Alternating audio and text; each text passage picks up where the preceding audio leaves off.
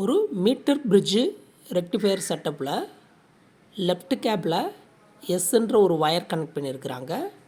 Right கேப்பில் ஆர்ன்ற known resistance வந்து connect பண்ணியிருக்காங்க அப்படின்னு வச்சாக்க நமக்கு வந்து பேலன்சிங் லென்த்து வந்து 75 சென்டிமீட்டர் அப்படின்னு சொல்லியிருக்கிறாங்க. இப்போ இந்த எஸ்ன்ற வயரை 3ஆக கட் பண்ணி அதில் ஒரே ஒரு பார்ட்டை மட்டும் எடுத்து லெஃப்ட் கேப்லே மாட்டும்போது பேலன்சிங் லென்த்து எப்படி அட்ஜஸ்ட் ஆகிருக்குன்னு கேட்டிருக்கிறாங்க. கொஸ்டினில் வந்து அவங்க ரெஃபரன்ஸ் படம் எதுவும் கொடுக்கல, நாம் இங்கே போட்டிருக்கிறோம். பேலன்சிங் லென்த் எப்பயுமே லெஃப்ட் சைட்லேருந்து ரைட் சைடு நோக்கி நம்ம அளக்கணும். இந்த ரெஃபரன்ஸ் படத்தில் பார்த்திங்கன்னா ஏலேருந்து அந்த பி அப்படின்னு சொல்லக்கூடிய பாயிண்ட் வரைக்கும் இருக்கக்கூடிய 75 சென்டிமீட்டர். ஓகேங்களா?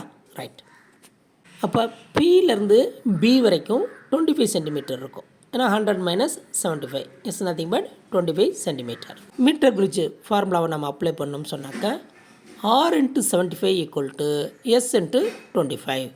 That is nothing but 3R equal to S அப்படின்னு வந்து நிற்கும். இப்போ R is equal to S by 3. இந்த Sன்ற வயரை 3 பார்ட்டாக கட் பண்ணுறதுனால அந்த ஒரு லென்த்தை வந்து நம்ம S டேஷ்னு வச்சுக்கிட்டோம்னாக்க S dash equal to nothing but S by 3. அப்போ S dash equal to R அப்படின்னு வந்துடும். அப்போ S டேஷும் Rரும் ஒரே அளவில் இருக்கிறதுனால பேலன்சிங் லென்த்து பார்த்தீங்கன்னாக்க மொத்த length 100 divided by 2, that means 50 centimetre. ஏற்கனவே பழசு பார்த்திங்கன்னா 75 இருந்தது. அப்போ அது 50 ஆகணும்னு சொன்னாக்க லெஃப்ட் சைடில் 25 சென்டிமீட்டர் மூவ் ஆகணும். அப்போ ஆன்சர் வந்து the new balancing length shift towards 25 centimetre left அப்படின்றது ஆன்சர்.